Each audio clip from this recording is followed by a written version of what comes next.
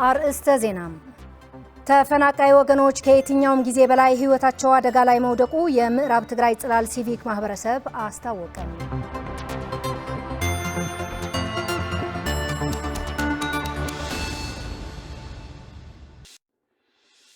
የሱዳን ዋነኛ የኤሌክትሪክ ኃይል ማሰራጫዎች ላይ በተፈጸመው የድሮን ጥቃቶች ምክንያት ካርቱምና ፖርት ሱዳንን ኤሌክትሪክ መቋረጡ ተሰማ። አበይት ዜናዎቻችን ናቸው።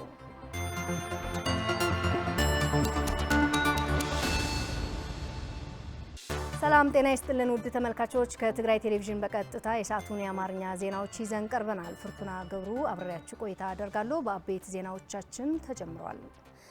ተፈናቃይ ወገኖች ከየትኛውም ጊዜ በላይ ህይወታቸው አደጋ ላይ መውደቁ የትግራይ ጽላል ሲቪክ ማህበረሰብ አስታወቀም። የሚመለከታቸው አካላት ተፈናቃይ ወገኖች አሁን ከገጠማቸው የህልውና አደጋ እንዲወጡና ወደ ቀያቸው እንዲመለሱ ትኩረት ሰጥቶ መስራት ይገባል ሲሉም ጥሪ አቅርበዋል። ፍሬት ወልደመድን ተጨማሪ አላት። የምዕራብ ትግራይ ጽላል ሲቪክ ማህበረሰብ የተፈናቃዮች ስቃይና ሰቆቃ አስመልክቶ ባወጣው መግለጫ የምዕራብ ትግራይ ህዝብ ከቀዩ ተፈናቅሎ ሰብአዊነቱ ተነፍጎ በተለያዩ የመጠለያ ጣቢያዎችና የስደተኞች ካምፕ ለማህበራዊ አእምሮአዊ ቀውስ ተጋልጦ እንደሚገኝ መግለጫው አስታውቋል። ይህ አንገብጋቢ ጉዳይ በወቅቱ እልባት ሊሰጠው እየተገባ ተገቢው ትኩረት ሳይሰጠው ዓመታት መውሰዱን ገልጿል። ይህም ብቻ ሳይሆን ተፈናቃዮችና ስደተኞች ወደ ቀያቸው የመመለስ ጉዳይ ትኩረት ከመስጠት ይልቅ በሌሎች ጉዳዮች ላይ ጊዜ መባከኑን የገለጸው መግለጫው አሁንም በትግራይ የሚገኙ የፖለቲካ ፓርቲዎች ዋነኛ ትኩረታቸው ተፈናቃዮችን ወደ ቀያቸው የመመለስ ጉዳይ አጀንዳ በማድረግ እንዲሰሩም ጥሪ አቅርበዋል። በተለይም በተለያዩ የሚዲያ አማራጮች ትኩረት አድርገው የሚንቀሳቀሱ አካላትም ለዓመታት ከቀዩ ተፈናቅሎ በየመጠለያ ጣቢያው አስከፊ ሕይወትን እየመራ ያለው ጭቁኑ ህዝብ ድምጽ ሲሆን እንደነበር በማውሳት አሁንም ይህ የተፈናቃዮች ስቃይ እስኪያበቃ ለጉዳዩ ትኩረት ሰጥቶ መንቀሳቀስና ድምጽ መሆን ይገባቸዋልም ብለዋል። በተለይም የፕሪቶሪያ ስምምነት እንዲደረስ ከፍተኛ ሚና የነበረው የዓለም ማህበረሰብ ጉዳዩን ተከታትሎ የማስፈጸምና ተፈናቃይ ወገን ወደ ቀዬው እንዲመለስ በማድረግ ረገድ ተገቢ ግንዛቤ እንዲይዝ ለማድረግ የሚመለከታቸው መንግስታዊና መንግስታዊ ያልሆኑ አካላት በጥብቅ እንዲጠየቁና መፍትሄ እንዲያመጡ ለማድረግ አሁንም ቢሆን ያልተገደበ ጥረት እንድታደርጉ ሲል መግለጫው ጥሪ አቅርበዋል። የሲቪክ ማህበራትና የዲያስፖራ ማህበረሰብም አሁንም ቢሆን ተፈናቃዮችና ስደተኞች እንዲሁም በወረራ የተያዘው ማህበረሰብ ስቃይ እየተባባሰ ይባስ ብሎም ህይወቱን በሚያሳጣ ከባድ አደጋ ላይ ይገኛል ያለው መግለጫው፣ ስለሆነም ለዓለም ማህበረሰብ በተደጋጋሚ ድምጽ በመሆንና ፖለቲካዊ ጫና እንዲሁም የገንዘብና ቁሳቁስ ድጋፎች ለማድረግ ልትረባረቡ ይገባል ሲልም አሳውቋል። ስለሆነም ሁሉም የሚመለከታቸው አካላት የተፈናቃዩና የስደተኛው ስቃይ በአጭር ጊዜ እንዲያበቃና ዘላቂ መፍትሄ እንዲሰጠው በጋራ በመሆን ልንረባረብ ይገባል ሲልም የምዕራብ ትግራይ ጽላል ሲቪክ ማህበረሰብ በመግለጫው ጥሪ አቅርቧል። በጄኖሳይዳዊ ጦርነት ምክንያት የወደሙ ቅርሶች ለመጠገን ከፌዴራል መንግስትና ከተለያዩ ባለድርሻ አካላት ጋር በጋራ እየሰራ እንደሆነ የትግራይ ባህልና ቱሪዝም ቢሮ አስታወቀም። እየተደረገላቸው ያለው የቅርስ ጥገና ከደረሰው ውድመትና ኪሳራ አንጻር በቂ እንዳልሆነና አሁንም ትኩረት የሚሻ ጉዳይ መሆኑ ቢሮው ገልጿል። ታደሰ ልጅአለም በትግራይ የተካሄደው ጄኖሳይዳዊ ጦርነት በትግራይ ህዝብ ላይ ከፍተኛ ሰብአዊና ንዋታዊ ኪሳራ ማድረሱ በተለያዩ ጊዜያት በሚወጡ ጥናቶች እየተረጋገጠ ያለ እውነታ መሆኑ የሚታወቅ ነው። ጦርነቱ የትግራይ ህዝብ ባህልና የማንነቱ መገለጫዎችን የሆኑ ቅርሶችን፣ ታሪካዊና ባህላዊ ትውፊቶችን ያወደመና ከፍተኛ ኪሳራ ያደረሰ መሆኑን የትግራይ ባህልና ቱሪዝም ምክትል ቢሮ ኃላፊ አቶ ኃይላይ በየነ ለዝግጅት ክፍላችን ገልጸዋል። በአጠቃላይ በቅርስና በአጠቃላይ በኢንዱስትሪው በቅርስ፣ በባህል፣ በቱሪዝም ሰፊ የሆነ ጉዳት ነው የደረሰው። ስለዚህ የደረሰው ጉዳት ጥልቀቱ በጣም ሰፊ ነው። የተደረገው ዝግጅት ለሱን የሚመጥን ነው ወይ? የሚመጥን አይደለም። ምክንያቱ ጦርነቱ እንደ ትግራይ ብዙ ነገራችን አውድሞብናል። ብዙ ነገር እንድናጣ አድርጎናልና ብዙ ነገር ይቀራል። ከፕሪቶሪያው የሰላም ስምምነት በኋላ አንጻራዊ የሆነ የቅርስ ጥገና ስራ መጀመር ቢቻልም ከደረሰው ውድመትና ኪሳራ አንጻር በቂ እንዳልሆነና አሁንም ትኩረት የሚሻ ጉዳይ ነው ሲሉም አቶ ኃይላይ አክለዋል። በከፊል የተጠገኑ ቅርሶችም በተወሰነ መልኩ ለአገልግሎት ክፍት ተደርገዋል ሲሉም የትግራይ ባህልና ቱሪዝም ምክትል ቢሮ ኃላፊ አቶ ኃይላይ በየነ አስታውቀዋል። ከተለያዩ ዓለም አቀፍ ተቋማት ከፌዴራል ያሉ የሚመለከታቸው ተቋማት በቢሮ አቅም በራሱ ከህዝብ በመተባበር ብዙ የጥገና ስራዎች ተሰርተዋል። ለምሳሌ የነጋሽ መስጊድ አለ። ይሄ ከቲካ የሚባል የቱርክ ተቋም ጋር በተደረገ ትብብር በተደረገ ስምምነት ስራው ተጠናቆ የጥገናው ስራ ተጠናቆ ወደ ስራ ገብተዋል። ከወርልድ ሞኑመንትስ ፈንድ የሚባል ተቋም በ2016 የአቡነ አብርሃም ደብረጽዮን የሚባል ገዳም በወረዳ ክልተ አውላዕሎ የሚገኘው እሱም በተፈጥሮም በጦርነቱም ከፍተኛ ጉዳት ደርሶበት የነበረው ነው። እሱም ጥገና ተደርጎለታል። እንደገና ደግሞ ከኢትዮጵያ ቅርስ ባለስልጣን በተመሳሳይ በየሓ አቡነ አፍጸ ገዳምና በጊዮርጊስ ቀብጽያ በደቡባዊ ትግራይ የሚገኙ ጥሩ ስራዎች እየተሰሩ ነው ያሉት። አቶ ኃይሌ ያክለውም ቢሮ ከፌዴራል መንግስትና ከተለያዩ ባለድርሻ አካላት ጋር በጋራ እየሰራ እንደሆነና የወደመውን ቅርስ ወደ ነበረበት ለመመለስ ለቱሪዝም ዘርፍና ለቅርሶች ጥበቃ የሚደረገው እንቅስቃሴም ከፍተኛ ትኩረት ሰጥቶ እየሰራ እንደሆነም አስረድተዋል። በቂ ነው አንልም፣ ግን ጥሩ የሆነ መተጋገዝ ደግሞ አለ። ግን በጣም መስራት ያስፈልጋል፣ ጥረት ያስፈልጋል፣ አብሮ መናበብ ያስፈልጋል። በተለይ ከኢትዮጵያ ቅርስ ባለስልጣን ጥሩ የሆነ አብረን ነው እየሰራን ያለው።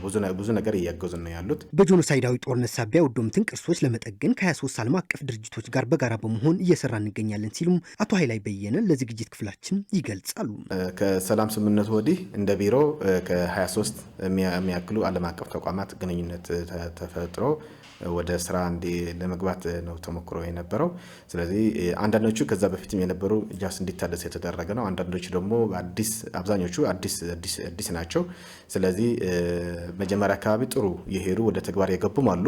ሌላ አዲስ የጀመርነው ፕሮጀክት ወደ ትግራይ ያመጣ ነው ደግሞ የፈረንሳይ የጥናት ማዕከል ከቢሮአችንና ከመቀለ ዩኒቨርሲቲ ወደ ስራ ገብቶ አሁን የ5 ዓመት የፕሮጀክት ቀርጾ ሰፊ የሆነ ስራ ጀምረዋል። አሁን ወዚህ ደቡብ ምብራቅ ትግራይ ሕንጣሎ ወረዳ ማርያም ናዝራ አካባቢ እዛ አሁን አክቲቭ እየሰራ ነው ያለው። እንደዚህ አካላት ስናመጣቸው ደግሞ ቅርሱ መሀል ያደረገ የትግራይ ነባራዊ ሁኔታ መሀል ያደረገ በዛ መልኩ ነው እንዲሰሩ እያደረግን ያለ ነው። የትግራይ ቴክኒክና ሙያና የስራ ዕድል ፈጠራ ቢሮ ከአድግራት ዩኒቨርሲቲ ጋር በጋራ በመስራት የሚያስችል ሰነድ ተፈራረሙ። ሰነዱ የስራ ዕድል ፈጠራን ለማስፋፋት በትግራይ ያሉ ችግሮችን ለመፍታት ጉልህ ሚና እንዳለውም ተገልጿል። ሙሉ ብርሃን ዳርጌ አዘጋጅተዋለች። የትግራይ ቴክኒክ ሙያና የስራ ዕድል ፈጠራ ትቤት ቢሮ ከአድግራት ዩኒቨርሲቲ የጋራ ስምምነት ሰነድ ተፈራረሙ። የስምምነት ሰነዱ ህብረት ኃይል ነው እንዲሉ ያላቸውን አቅምና ጉልበት እንዲሁም ሙያዊ ትስስር የነገዋ ትግራይን ለመገንባት ብሎም ለሀገር ጠቃሚ የሆነ ስራን ለመስራት መስማማታቸውን የትግራይ ቴክኒክ ሙያና የስራ ዕድል ፈጠራ ቢሮ ኃላፊ ወይዘሮ ኤልሳ ተስፋይና የአድግራት ዩኒቨርሲቲ ተጠባባቂ ፕሬዚዳንት ዶክተር ገብረ ሚካኤል ወልደ ገብርኤል ገልጸዋል። በተለይ ደግሞ በሪሰርች ስራዎች ቴክኖሎጂ በመፍጠር አኳያ ሌሎች በትምህርት ማስተማር ሂደት ዙሪያ ላይ ከቢራችን ጋር አብሮ የሚመሳሰል ስራዎች ስላሉት ስለሚሰራ በዚህ ዙሪያ ላይ አብረን ቀጣይ ትግራይ የሚደርስበት ደረጃ ለመድረስ ሁለታችን ለየብቻችን ከመስራት አብረን ተያይዘን የምንሰራው ስራ ይበልጥ ለህዝቡም ለወጣቱም በጣም ጠቃሚና አስፈላጊ ከመሆኑ አንጻር ማዕከል ያደረገ ነው። አሁን አብረን ለመስራት ኢኒሼቲቭ ወስደን እየሰራን ያለ ነው ማለት ነው።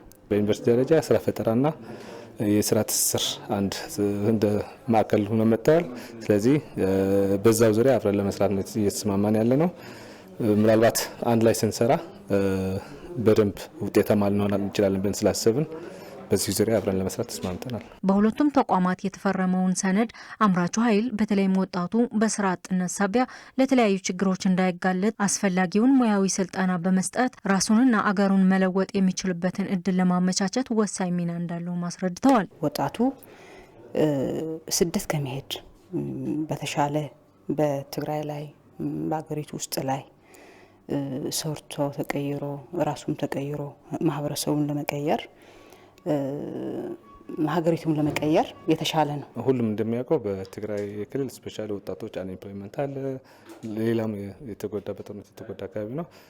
በስራ ፈጠራ ዙሪያም ስልጠና በመስጠት ወጣቶቹ ያላቸው የተቆኝነት መንፈስ ከዛ ወጥቶ ወደ አክቹዋል ስራ እንዲገቡ በጣም ያግዛል ብዬ ነው የማስበው። በትግራይ ምስራቃዊ ዞን የሚገኘው የአዲግራት ዩኒቨርሲቲ ከትቤት ጋር ያደረገውን በጋራ የመስራት ስምምነት ሰነድ ለማህበረሰቡ ዘርፈ ብዙ ጠቀሜታ እንዳለው ዶክተር ገብረ ሚካኤል የገለጹ ሲሆን ለወጣቱም ትልቅ የስራ ተነሳሽነት የሚያሳድር መሆኑንም የትግራይ ቴክኒክ ሙያና የስራ እድል ፈጠራ ቢሮ ኃላፊ ወይዘሮ ኤልሳ ተስፋይ ገልጸዋል። ማህበረሰቡ ያው እኛ ስንጠቅር ነው የሚጠነከረው። ምክንያቱም እኛ አብረን ከሰራን እና ውጤታማ ከሆን የኛ ውጤት ደግሞ እሱ ነው ተጠቃሚ። ስለዚህ እዛ አብረን ከሰራን ኮሚኒቲም ስፔሲፊክሊ ደግሞ ወጣቱ ትርፋማ ይሆናል። ይህንን እድል ሁለታችን ስናመቻች ያው ወጣቱ በትግራይ ውስጥ በክልሉ ውስጥ ሰርቶ የመቀየር ሂደት ስላለበት ይህንን ለመግታት በጠቃላይም ደግሞ ወጣቱ ስራ አጥ ሆኖ ተስፋ ቆርጦ ባልተፈለገ ቦታ ላይ ከመዋል ይልቅ ራሱንና ህዝቡን ሀገሪቱን ለመቀየር ወደ ስራ ለመግባት ትልቅ ጥቅም ያለው ሰነድ ነው ማለት ነው። ተቋማቱ የተለያዩ ስልጠናዎችን በመስጠት የነገን ትውልድ ለማነጽና የስራ አጥ ኃይልን ለመቀነስ ይዘው የተነሱት ዓላማ ከፌዴራል የስራ ፈጠራና ሙያ ክህሎት ለማስተሳሰርም እየተሰራ መሆኑን አክለው ገልጸዋል። ይህንን ስልጠና ስንሰጥ ዝም ብሎ ቴክኒካል ስልጠና ብቻ አይደለም፣ የተግባር ስልጠና ነው። በጣም ሃርድሺፕ የሚባል ትምህርት ቀጥታ ስራ ሰልጥኖ እንደወጣ ወደ ስራ የሚገባበት ተወዳድሮ በፈለገው ቦታ ላይ የሚገባበት የትግራይ ኢንቨስትመንት ደግሞ ወደፊት ለማሳደግ ትልቅ ጥቅም ያለው ነው። ምናልባት ስራ ፈጠራ ጋና አሁን ሴንተር ነው እየከፈትን ያለ ነው። ከትምህርት ሚኒስቴርና ሌሎች መስሪያ ቤቶች ጋና ኢምፕሎያቢሊቲ ሬት እየሰራ ነው ያለው። ጥናት ይሰራል ለማህበረሰቡ ሳይሆን በዩኒቨርሲቲ። በትግራይ ለሚገኙ ኢንዱስትሪዎችና ሌሎች ተቋማት ሙያዊ ክህሎትን በስልጠና መስጠት ጠቀሜታው የጎላ መሆኑንም አስገንዝበዋል። ትግራይ ላይ በጣም ትላልቅ ኢንዱስትሪዎች አሉ። አሁንም የሚከፈቱ የሚታሰቡ ኢንቨስትመንቶች አሉ። ይህንን ኢንቨስትመንት ስንከፍት ብቁ የሆነ የሰለጠነ ወጣት ካላቀረብን ትርጉም ያለው አይደለም። ኢኮኖሚካሊ ማደግ ምንችል አይደለም። ስለዚህ ይህንን ወደፊት ጠንካራ ስራ ለመስራት የሚጠቅም ነው ብለን ነው የምናስበው ማለት ነው። ማህበረሰቡ የሚያማራቸው እንደ ቻሌንጅ እንደ ፕሮብለም ወይም እንደ ችግር ብሎ የሚያያቸው ነገሮች በሙሉ ወደ ኦፖርቹኒቲ መቀየር እንደሚችል ማሰብ አለበት። እኛም በቻልነው መጠን በዛ ዙሪያ ስልጠና እንሰጣለን። በትግራይ በነበረው ጦርነት ሳቢያ በትምህርት ተቋማት ላይ የደረሰው ከባድ ውድመት ወደ ነበረበት ለመመለስና በትምህርት ቤቶች እየታየ ያለውን ክፍተት ለማሟላት የትግራይ ልማት ማህበር ባደረገው ጥሪ የትምህርት ቁሳቁስ እጥረት ለመቅረፍ ድጋፍ መደረጉ ተገለጸም። ድጋፉ ተጠናክሮ እንዲቀጥልና ትምህርት ቁሳቁስ እጥረት እንዲቀረፍ ሁሉም የበኩሉን ድርሻ እንዲወጣም ይገባል ተብሏል። ማዕድ ኃይለም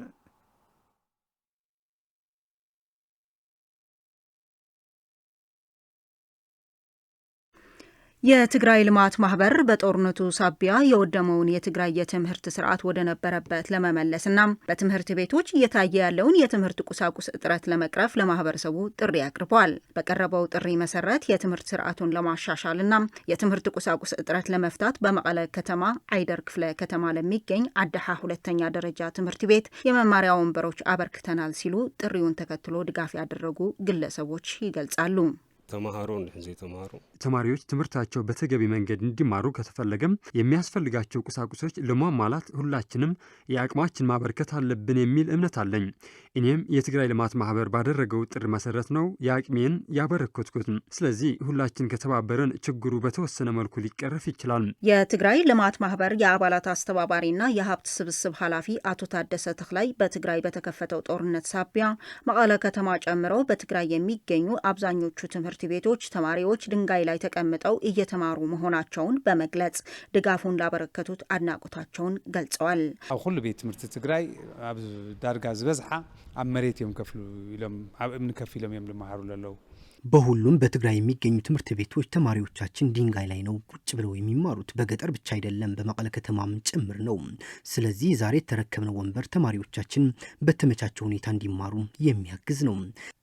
አቶ ታደሰ ተክላይ አያይዞም በትግራይ አሁን ያጋጠመው የመቀንጨር አደጋም ለመቀነስ በትምህርት ቤቶች ላይ የሚሰጠው የምገባ ስነ ስርዓት ማሻሻል አለበት በማለት ይህ እንዲሻሻልም ሁሉም ትግራዋይ የበኩልን ሚና እንዲጫወት ጥሪ አቅርበዋል።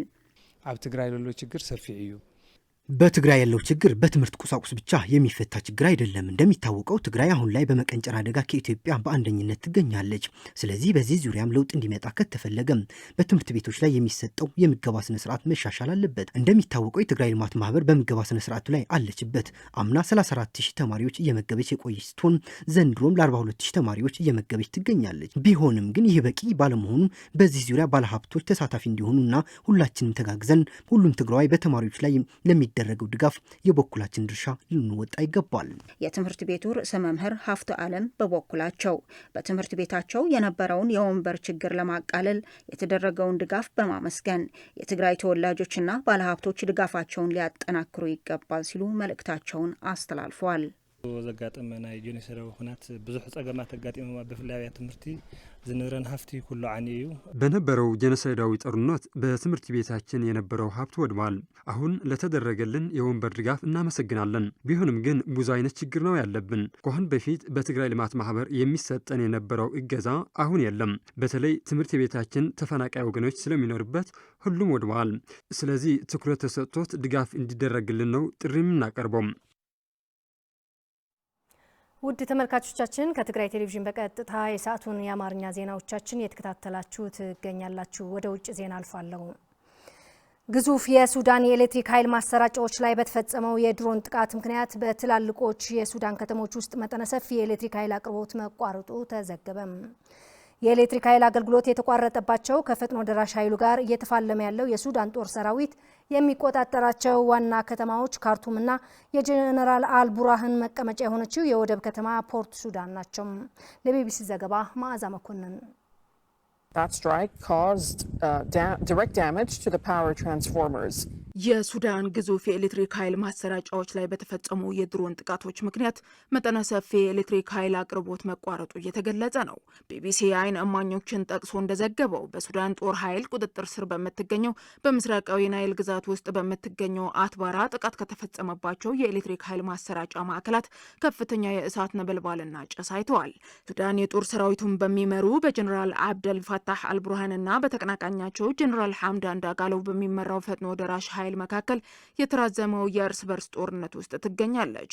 ሁለቱም ኃይሎች በሚያካሂዱት 3 ዓመት ሊሞላው በተቃረበው ጦርነት በመሰረተ ልማቶች ላይ ከባድ ውድመት መድረሱም እየተዘገበ ነው።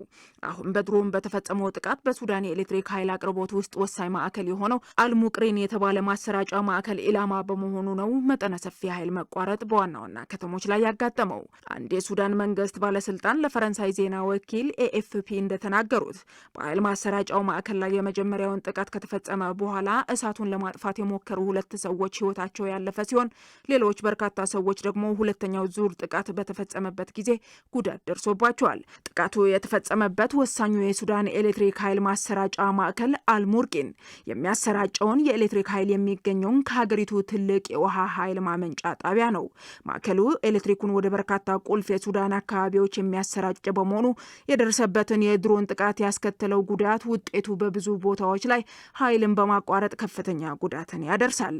በጀነራል ዳጋሎ የሚመራው ፈጥኖ ደራሽ ኃይሉ በሱዳን ጦር ሰራዊት ቁጥጥር ስር ባሉ በርካታ አካባቢዎች በሚገኙ የሰላማውያን ሰዎች መገልገያ የሆኑ መሰረተ ልማቶችን በተደጋጋሚ ኢላማ በማድረግ የድሮን ጥቃት ይፈጽማል ተብሎ ይከሰሳል። ከዚህ ቀደም በካርቱምና በሁለተኛዋ ከተማ ፖርቱ ሱዳን አውሮፕላን ማረፊያዎችን ጨምሮ በርካታ ኢላማዎችን በድሮን መምታቱን መግለጹ ይታወሳል። ፈጥኖ ደራሽ ኃይሉ በጦር ሰራዊቱ ተሸንፎ ከዋና ከተማዋ ካርቱም የወጣ ቢሆንም ሌሎች ወሳኝ የሱዳን ግዛቶችን ባለፉት ወራት ተቆጣጥሮ ይዞታውን እያሰፋ ነው። በመጪው ሚያዝያ 3 ዓመት በሚሞላው የሱዳን የእርስ በርስ ጦርነት ምክንያት በ10 ሺዎች የሚቆጠሩ ሰዎች መሞታቸውና 12 ሚሊዮን ሱዳናውያን ለመፈናቀል መዳረጋቸውም ተዘግበዋል። በተጨማሪም ጦርነቱ የእርዳታ አቅርቦትን በማደናቀፉ በተለያዩ የሱዳን ክፍሎች ውስጥ ረሃብ ሊከሰት ይችላል በማለት ዓለም አቀፍ ተቋማትና የረድኤት ድርጅቶች እያስጠነቀቁ ነው። በመጨረሻም አውስትራሊያ ቪዛን እስከ መሰረዝ የሚያደርስ የጥላቻ ንግግር ሕግ ልትተገብር መሆኗ ገለጸች። ሀገሪቱ ይህን የወሰነችበት ምክንያት በአይሁዳውያን ማህበረሰብ አባላት ላይ ጥቃት መድረሱን ተከትሎ መሆኑ የገለጸች ሲሆን ያወጣችው አዲስ ሕግ ደግሞ ቪዛን ከመከልከል እስከ መሰረዝ የሚያደርስ ነው ተብሏል። ህዳር 5 ቀን 2018 ዓ.ም በአውስትራሊያ ቦንዲ ባህር ዳርቻ ላይ ለበዓል የተሰበሰቡ አይሁዳውያን ኢላማ በማድረግ ሁለት ታጣቂዎች ተኩስ በመክፈት 15 ሰዎች መግደላቸው ይታወሳል። ታዲያ ይህንን ተከትሎ የአውስትራሊያ መንግስት የጥላቻ ንግግር፣ አክራሪነትን፣ መለያየት የሚገፋፉና የሚዘርጉ አካላትን ለመቅጣት አዳዲስ ህጎች እንደሚተገብር የሀገሪቱ ጠቅላይ ሚኒስትር አንቶኒ አልባንስ ተናግረዋል። የሀገሪቱ ውስጣዊ ጉዳዮች ሚኒስትር የጥላቻ ንግግር የዘረጉ አካላት ላይ ቪዛ ከመከልከል እስከ መሰረዝ የሚያስችል ኃላፊነት እንዲሰጣቸው ቢቢሲ በዘገባው አስነብቧል። አውስትራሊያ ተግባራዊ አደረገችው የተባለው የጥላቻ ንግግር ህግ ጥቃትን የሚያስተላልፉ መሪዎች፣ ሰባኪዎችና ተጠያቂ የሚያደርግ እንደ ሀገር ደግሞ በኢንተርኔት አማካኝነት የጥላቻ ንግግር ወንጀል እንዲፈጸም ማስገደድና ማስፈራራት በሚል የሚያስቀጣ ነው። ሁሉም አይሁዳውያን ለሀገሪቱ ባበረከቱት አስተዋጽኦና ዋስትና ክብር ሊሰማቸው እንደሚገባም የአውስትራሊያ ጠቅላይ ሚኒስትር አልባንስ መግለጻቸው ቢቢሲ በዘገባው አትቷል። በስርዓተ ትምህርት ላይ ለሚደረጉ ጸረ አይሁዳውያን እንቅስቃሴ ለመከላከልና ለመክታት የሚያስችል አዲስ ግብረ ኃይል እንደሚያቋቁሙም ጠቅላይ ሚኒስትሩ አስረድተዋል።